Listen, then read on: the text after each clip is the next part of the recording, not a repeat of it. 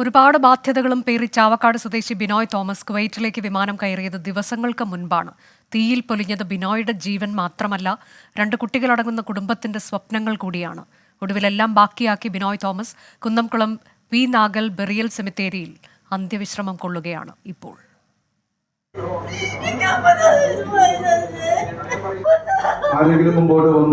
6 വർഷത്തോളം വാടക വീട്ടിലായിരുന്നു താമസം.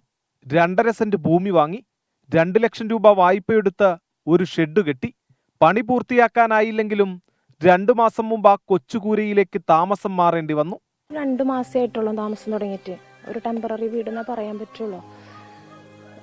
2 മാസം എന്ന് പറയുമ്പോൾ അവർക്ക് താമസിച്ചിരുന്ന വാടക വീടിൻ്റെ ആളുകൾ തിരിച്ചു വരുന്നുണ്ട്. അപ്പോൾ വീട് ഒഴിഞ്ഞു കൊടുക്കണമെന്ന് പറഞ്ഞപ്പോൾ പിന്നെ അവരെ മുന്നിൽ വേറെ വഴിയില്ലായിരുന്നു. വലിയ വാടകയുള്ള വീടുകൾ കണ്ടപ്പോൾ പറ്റില്ലായിരുന്നു. അപ്പോൾ സാമ്പത്തികമായിട്ട് ആ സമയത്ത് വളരെ പ്രയാസത്തിലായിരുന്നു. അപ്പോൾ ഒരു ലോൺ ശരിയാക്കി കൊടുത്തു.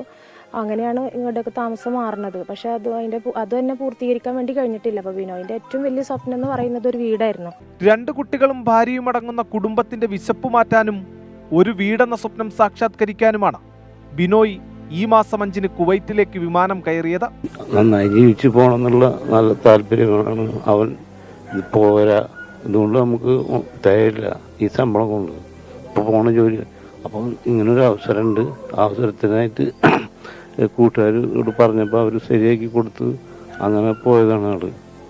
അപ്പോൾ കഴിഞ്ഞ ബുധനാഴ്ചയാണ് ആൾ പോയത്.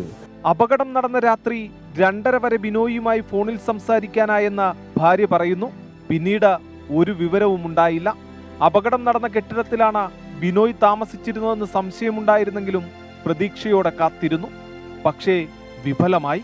ഒടുവിൽ ജീവനറ്റ ബിനോയുടെ ശരീരം വീട്ടുമുറ്റത്തെത്തിച്ചപ്പോൾ സങ്കടമടക്കി പിടിക്കാതെ ഒരു നാടാകെ തേങ്ങി.